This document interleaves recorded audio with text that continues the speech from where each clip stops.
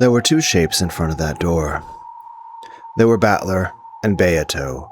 They may not have been literally covered with wounds, but they definitely seemed to be dead tired.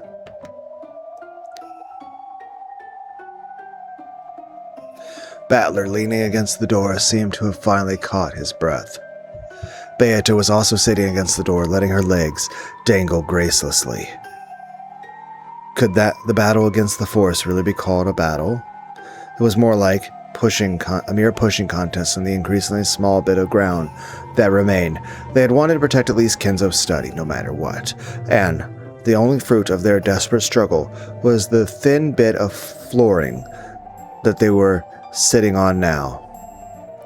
Those goats fell into the abyss whenever they had nowhere to stand, so now, with so much of the floor gone, there was no way for them to attack anymore.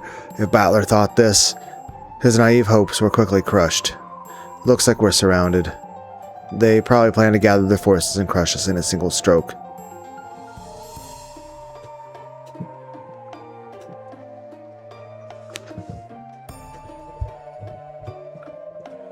Stretching across the ocean horizon that surrounded the door at their backs was an encirclement of countless large sailing ships. As they could clearly see, the decks of those ships were packed with goats, with some of the more foolish and over-eager ones spilling over the edges into the emptiness below.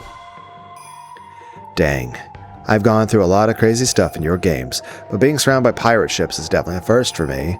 They probably do possess the strength to break through the Golden Land's perimeter. Those cannons are no bluff. Doubtless, they will be able to use those to smash through this door and pour in. Along the sides of each ship were several open gun ports, each with a cannon pointing at the door. If this many ships all around them fired at all of those at once, there was no point trying to imagine what would happen next. Battler and Beato grimaced and hung their heads. How long will the Golden Land perimeter hold out against those cannons? I do not know. However, since they are still awaiting reinforcements after amassing that many soldiers, I doubt the barrier will break that easily. True. I can't think of any other reason to delay your attack without even sending terms of surrender. I hope we can take advantage of this time they give us. Time is always the ally of the weaker side. After all, we can always hope for a miracle, though it may just lead us further into despair. At that moment, something small and hard hit Battler in the forehead. Ow! The heck is this? Konpatau? It's me.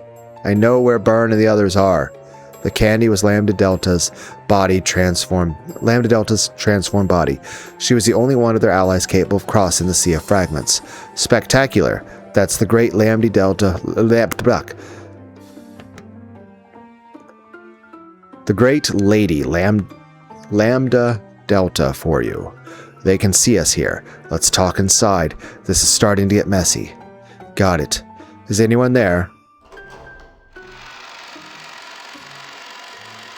When Battler knocked on the door, it opened and Shannon and Cannon came into view. You called for us? My apologies, but we need you two to keep a lookout. Leave it to us.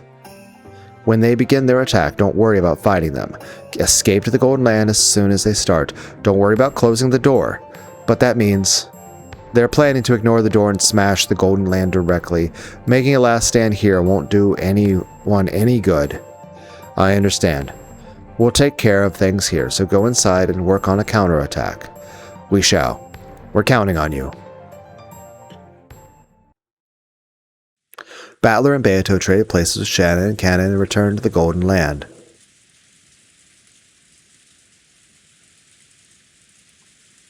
A gentle rain poured down over the Golden Land's rose garden. The weather had here reflected the hearts of those inside it. The quietly falling raindrops spoke for the pain felt by those who could do nothing but hide here, waiting for the enemy's final assault. When they returned to the arbor, the final piece of Compete threw out of Battler's pocket, jumped onto the table, and returned to its original form. I haven't had a thrill like this for years. Hard to believe I'd find myself in such a tense situation even after becoming a witch. Let's get down to business. Where the heck are Angie and Berncastel? They're in the City of Books. I've heard of it. They say it's a place where great witches, travelers of the seas, store countless fragments from the book in the form of books. You mean the great witch of theater-going drama and spectating's noble city of carefully selected books, yes? The great Lady Aurora is the ruler of the City of Books. Indeed, that would be a fitting place for those two to go. Nice going, Lady Lambda Delta. Hard to believe you could pick out the spot so quickly from all the other possible hiding places. Actually, it was pretty easy. I didn't even have to search, since they're advertising it as loud as they can. They're planning a huge party to celebrate the announcement of a great secret. The secret of the cat box of the great Lady Beatrice, the Endless Witch. Humph. I see, they haven't been delaying their attack because they await reinforcements, but because the party has not yet begun. It has begun! I don't know if anyone gets that reference. So in this party, they plan to use Angie's key and to reveal the single contents of this book, The Single Truth. You've got it. Aurora hasn't held an event like this for ages, and she's gathering VIP guests from all over the place. The Book of the Single Truth will probably be the party's final showpiece. That means we still have a shot at taking Angie and the key back. Time-wise, that may be true. However, theirs is a really simple and obvious problem. What? The City of Books is a sacred realm under the supervision of the Senate. It's protected by a holy barrier. Only a witch of the Senate can enter it. Have they invited any non-senators to the party? They have. It looks like they're being given special invitations which allow them to enter the sacred realm for a limited time. Invitations? My, now this could be interesting. Now that's what I thought.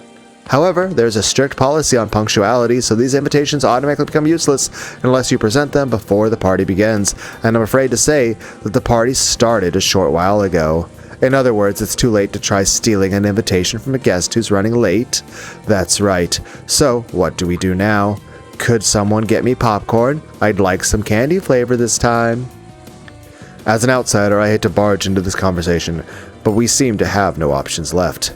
We're already done for, so aren't we?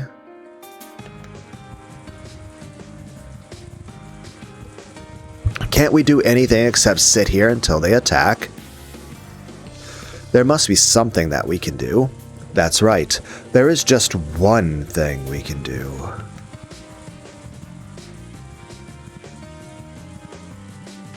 What's that? We can keep on struggling for each second of survival and hope for a miracle. A miracle? So, we're stuck defending the Alamo? Surrender isn't an option. I still say Kairi looks like Ivy from Soul Calibur 2, the PS2 game. We can only hold out as long as we can, waiting for a miracle. You? What kind of miracle? There is a chance, maybe 1 in a million, that Angie will change her mind for some reason and come back. With a probability such as that, it truly would be a miracle. We are here to await Angie-san's return. Yes, this right here is the only place Angie-san can call home. So, we must defend it to the last minute, waiting for her to come back. Awaiting for the return of one's master is a servant's duty. Now that we are here, I, Goda, am prepared for whatever may come. Battler-sama, all of us are prepared.